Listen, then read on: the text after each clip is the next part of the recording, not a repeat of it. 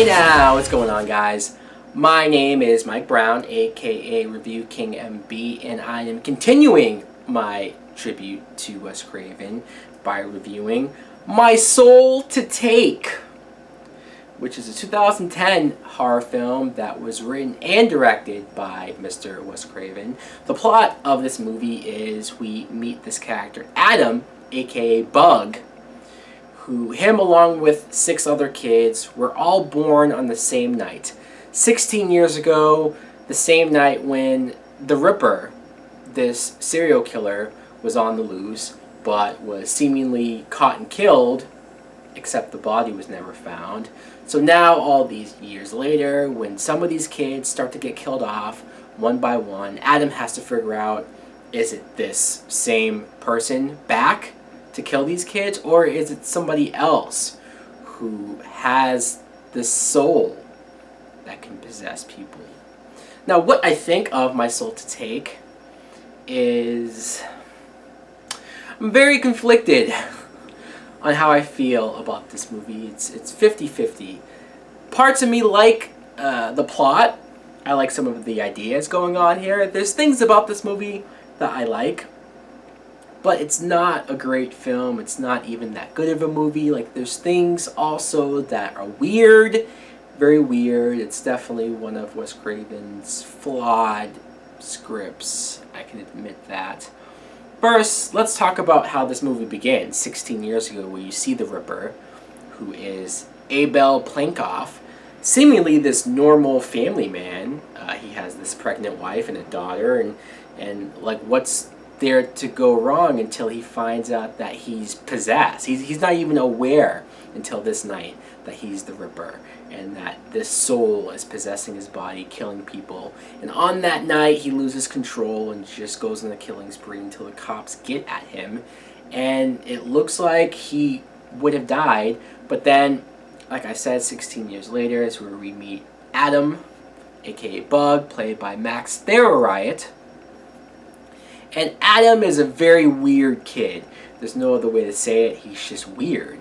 There's just, I mean, he has so many mannerisms that are just odd. Watching him as the main character, you can't really feel bad for him. You can't really like him all that much. I mean, sure, he gets bullied. Sure, not everything that's wrong with him is his fault.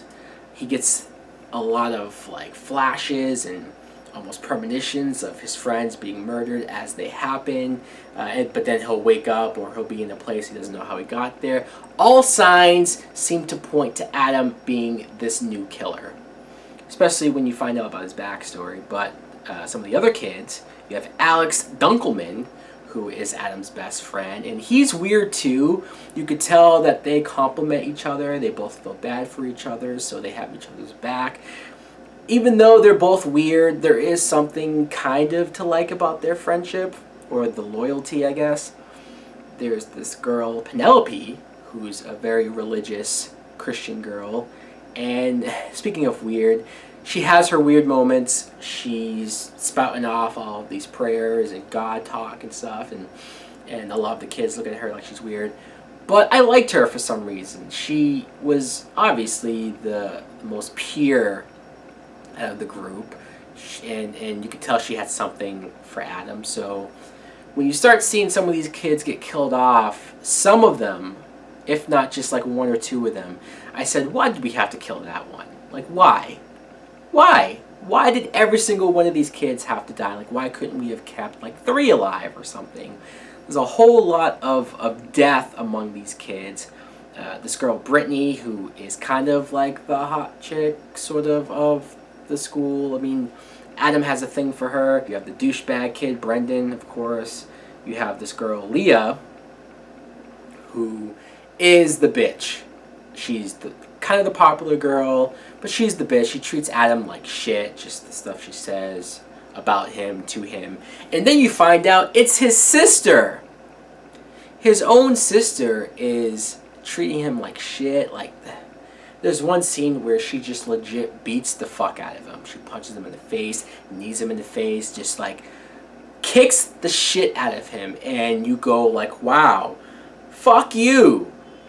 And I know this girl has been through a lot. Like, she probably does have reason to hate him, at least on an inner personal level. But I guess it's because she's young. She's too out about it. She's too kind of evil to him. I would have liked to have seen her be more protective of him. You know, this is a brother and sister relationship. It would have been nice to have these two be close together. To have her, because of their backstory, I mean, that's just a living hell, what they both have been through. And I just would have liked for her to have cared more about him and for them to have been closer, because when we finally do get that in like the last 5 minutes of the movie, it's almost too little too late. The killer himself, he's supposed to be a mystery for the majority of the movie, so there's that. There's not a whole lot of personality behind him. Besides, the soul itself is very animated, very cursing all the time, just very evil. So there's something about that that's kind of creepy, kind of cool. The costume's big, huge, and it probably only looks good in the dark. Some of the other characters, Frank Grillo in this movie as a detective, and he's one of the lead detectives looking into this. They don't spend enough time with him. Frank Grillo is a great actor. You know, people probably know him from like Captain America, Winter Soldier, or the Purge movies. Like, I can't believe going back and watching this that I noticed him and said, wow, this guy's in this movie, and they almost do next to nothing with him. Speaking of that, Danaya Gurria is another cop working with him, and when I saw her, I'm like, holy crap, that's Michonne from The Walking Dead. Just like, it's funny to go back and watch certain movies and notice certain actors as they went off and did something bigger and better. And that's when we get to the end of the movie, because the whole thing is you get a hard time connecting with a lot of these characters, especially Adam, because you think he's the killer. You get to the reveal, and it's a little, I don't want to say implausible, I just don't know if I cared enough to buy it. I don't know. And that's what sucks, because there are things in this film that could have been great, could have been kick-ass. Like I said, the deaths and the kills are violent and gory. It's almost refreshing to see that, because horror movies nowadays are always PG and they don't really show blood and stuff. It's not that great. It just really isn't. I wish I liked this more. You could tell. It's like, I don't want to say I don't like it, but it's not enough. Not enough.